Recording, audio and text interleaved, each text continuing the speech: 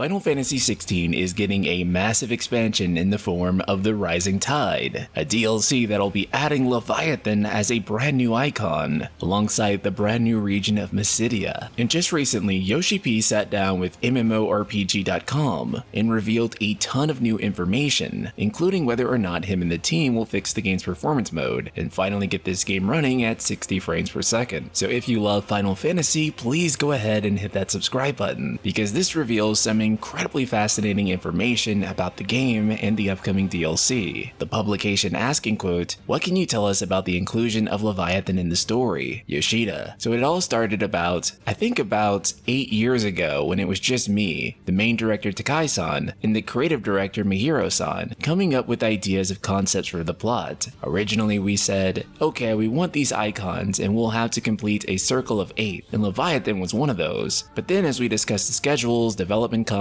how we're going to be able to do this, how many battles we can actually create, it turned out that we had to reduce the number by 1. We just weren't going to be able to get all that into the main game. That said, we left it as an idea. If fans love the game and they want more, we would come back to this final Leviathan, this final icon, and tell its story. We then released the game. Fans loved it. They wanted to see more, and so we were able to go with it as we already had this idea. Now we can finally make Leviathan the Lost found and tell that story. That's kind of where we are. With this DLC, we get to learn about Leviathan the Lost. We get to learn about why Leviathan was lost and why Leviathan hasn't appeared so long in Valisthea. We get to learn about who the dominant is, and that dominant story, and how that all ties in the Clive story and the main scenario in the game. As it was mentioned in a previous interview, these icon fights are incredibly expensive, so much so that the Eikon vs. Eikon director, Kujiraoka, said that type of spending would not be allowed in any normal video game. As a result, it makes sense they had to dial back. It was simply too much. In full honesty, if you go back to the game, you can tell that after the Bahamut fight, the budget of the Eikon vs. Eikon fights began to wear a little thin, with the fights against Odin and Ultima not really quite rivaling the spectacle of the Titan and Bahamut fights. This being said, they planned for the Leviathan fight to be special. They were asked, what are you doing to ensure that the Leviathan battle lives up to the lofty expectations of the ones you've already created? Kujiraoka replying, so of course we wanted this battle to feel as epic as the battles that came before it. One thing that we focus on is how the battle actually builds in real time, and focusing on having the battle change in real time during battle. The other thing is that we wanted to put a focus on having the player maximize their use of Ifrit. So up until now, you've had Ifrit change with each battle and get stronger, which means new abilities. And this is that final battle. So it's going to be about players taking everything that they've learned from the previous Ifrit battles and using all those tricks and fighting techniques, and then using them here to do this final battle, which we think is one of the most difficult. Yoshida also replied saying, the Eikon vs. Eikon battles up until now have been about being those dramatic beats in the story. They've been tied to that main scenario. And again, we want people to experience the story, so we haven't focused too much on the difficulty in those battles. They're accessible. Whereas this is the final Eikon vs. Eikon battle in the game. And this is about taking everything not only Clive has learned, but the player has learned, and being able to use that in this battle, in this final clash of the Titans. It's not going to be that easy. You should be prepared. This is exciting to me, and the type of challenge that I wish the main game had. And technically, it does have it if you are willing to play through the whole game twice, and then play through Ultimaniac mode. Despite all of the Eikon vs. Eikon battles, if I'm being completely honest with you guys, I feel like we didn't get enough time as Ifrit. I really wish there were more segments where you could freely play as him, and you only get to use Ifrit at full power with all of his abilities for a very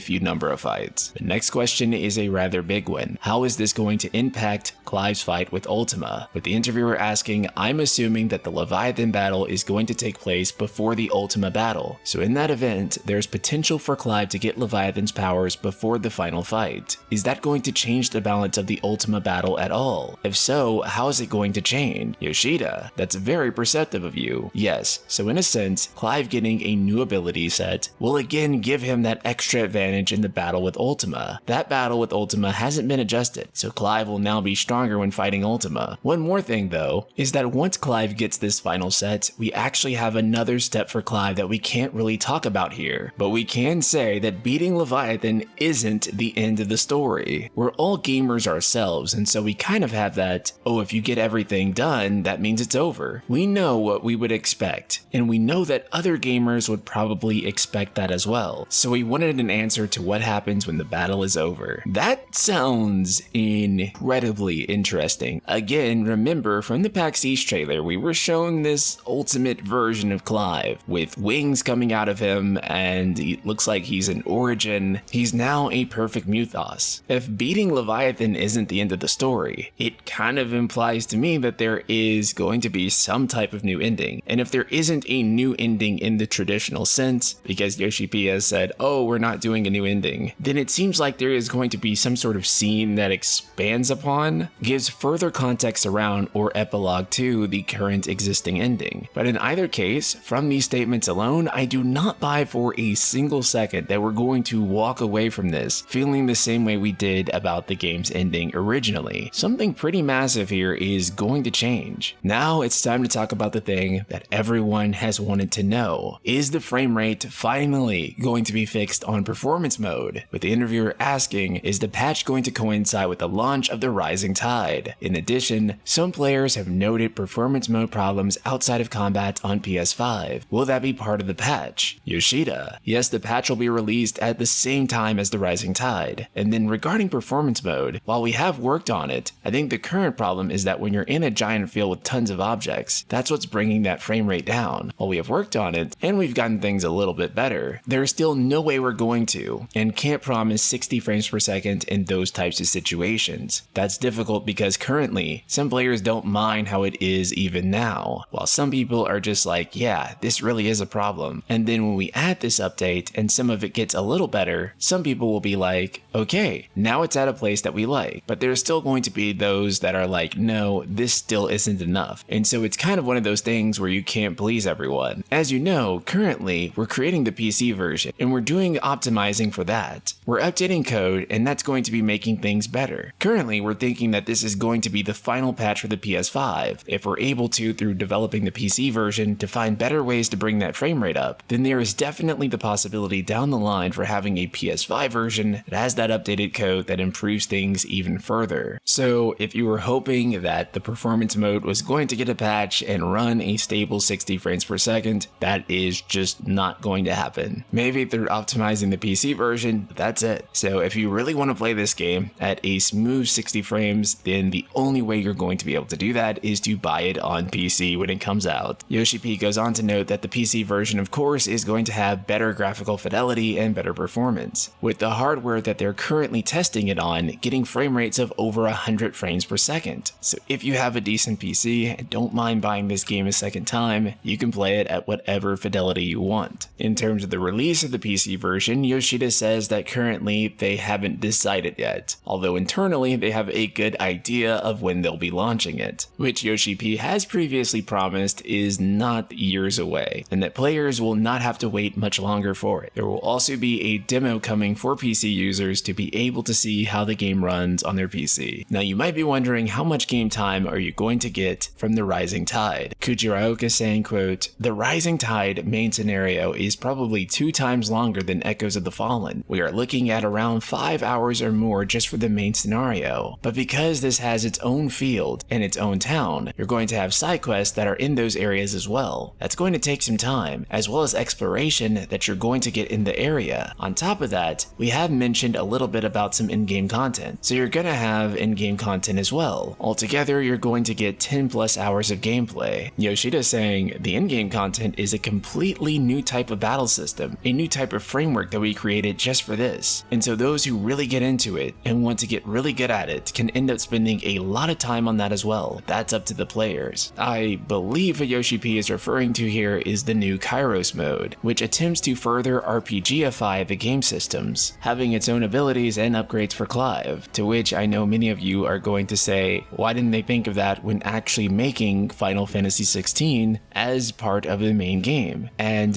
my answer to that is, but leave a comment below letting me know your thoughts on today's information, and I'll see you all in the next video.